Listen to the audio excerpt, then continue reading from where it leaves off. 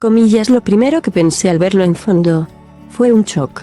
El primer gallego a bordo del batiscafo Nautile, que llegaría hasta el oscuro estómago del monocasco abierto en dos del Prestige a 3.800 metros de profundidad frente a las costas gallegas, fue el oceanógrafo Guillés Fiz Fernández Pérez. Desde esa especie de araña submarina, el experto del CSIC fue el primero en medir lo que hasta aquel momento era solo un mal presagio entre el mare magnum de teorías científicas. La temperatura del fuel se encontraba a unos 10 grados y, por tanto, ni se iba a solidificar ni, mucho menos, quedarse allí abajo. Justo ese fatídico día, el 1 de diciembre de 2002, mientras embarcaban en el barco Atalante con el mini submarino, la mayor marea negra llegaba a Galicia desde la zona del hundimiento. Fiz Fernández se integraba en un equipo coordinado por el catedrático de la Universidad de A Coruña, Francisco Javier del Moral, con el técnico del Instituto de Investigaciones Marinas de Vigo, Baldo Caride, un geólogo de IO, y el ingeniero de Navantia, Antigua Bazán, Antonio Pérez de Lucas. Con una envidiable y concienzuda memoria, repasa sus recuerdos desde la Universidad de Stanford, donde realiza una estadía con la Fundación Fulbright. Los datos eran precisos y localizar y visualizar la proa del Prestige fue posible en menos de 2 horas de viaje submarino. De pronto, aparece una imagen tremenda por su tamaño, delante, cuando nos acercamos a estribor del Prestige.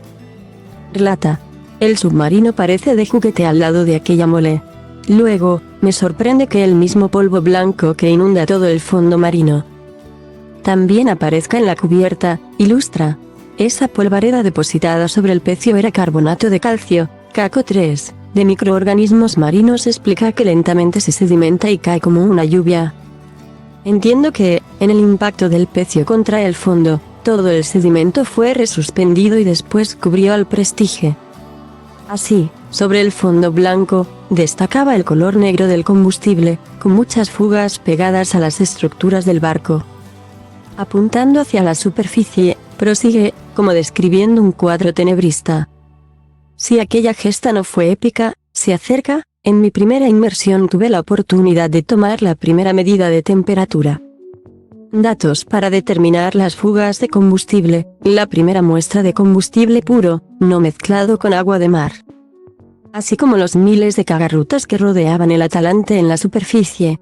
También poner la primera tapa metálica en una de las 20 fugas del naufragio, reconoce.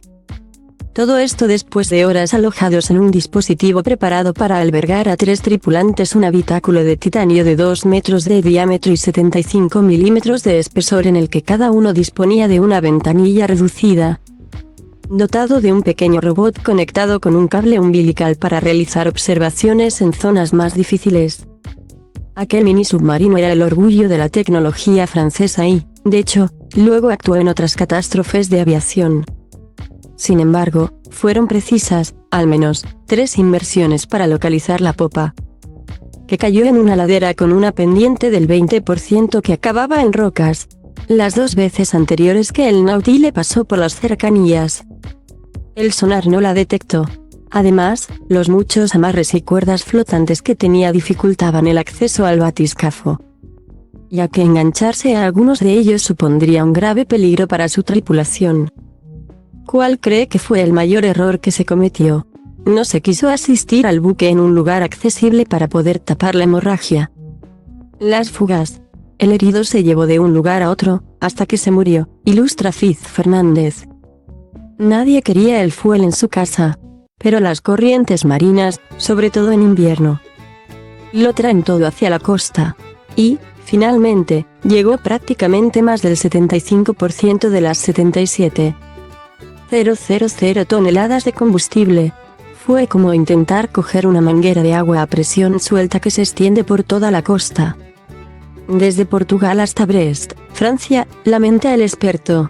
Además, critica que para apoyar aquella decisión, pronto se encontraron argumentos erróneos, como la ya sabida de que el combustible se solidificaría por debajo de los 6 grados Celsius, quedando retenido en los depósitos, que la densidad del combustible a esas profundidades haría que se quedase en el fondo del mar, que los niveles de oxígeno disuelto eran prácticamente nulos y, Por lo tanto, la corrosión sería insignificante.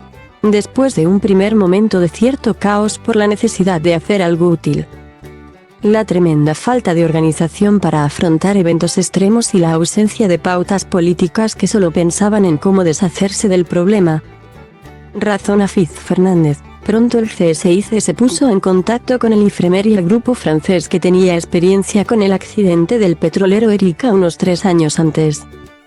Tras movilizar los medios, la vicepresidencia del CSIC le pidió participar como oceanógrafo. Ellos, expertos en medio marino, tuvieron que hacer un improvisado máster en buques petroleros. Porque el sistema de canalización interior de los depósitos es, de todo, menos estanco o hermético. Desde la popa hasta cada uno de los depósitos hay conducciones de agua caliente para mantener el combustible a unos 70 grados Celsius. Para que sea fluido. También existe un sistema de bombeo para el fuel y para la limpieza de los depósitos. Todo ese sistema de tuberías atraviesa el barco de popa a la proa.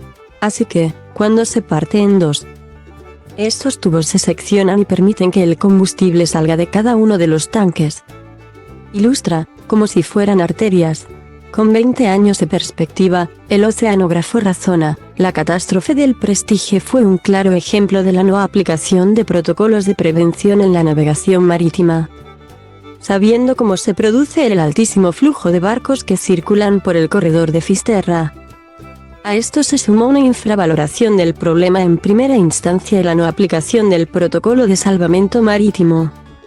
A la pregunta de si este tráfico está más controlado hoy en día, Fiz responde, quiero pensar que sí. Pero el riesgo siempre está ahí. No tengo experiencia en seguridad marítima. Quizás el hecho de tener ahora el puerto exterior en A Coruña facilitaría la atención a nuevos casos como el buque Prestige. El primer objetivo era confirmar la previsión del gobierno Fiz Fernández no elude los momentos de tensión política, donde se sitúa el naufragio hay una presión muy alta, 370 bares, menos 50 veces la presión de las bombonas de gas. Pero a bordo del Atlante, y sobre todo en los despachos, había mucha presión. Había que buscar soluciones. Pero el objetivo que se encomendó al responsable del equipo fue confirmar las previsiones del gobierno, tomar datos de la estructura y corrosión del buque para reclamar daños en organismos internacionales. Reconoce. No fue fácil, sostiene, pero en semanas cambiaron las preguntas. Comillas, el Nautilus serviría para taponar fugas o se buscaría una firma para extraer el combustible. ¿Cómo haría luego Respol? ¿Cómo es accesible for free? False, as part, @type, webpage element. Is accessible for free, false, CSS selector closed content.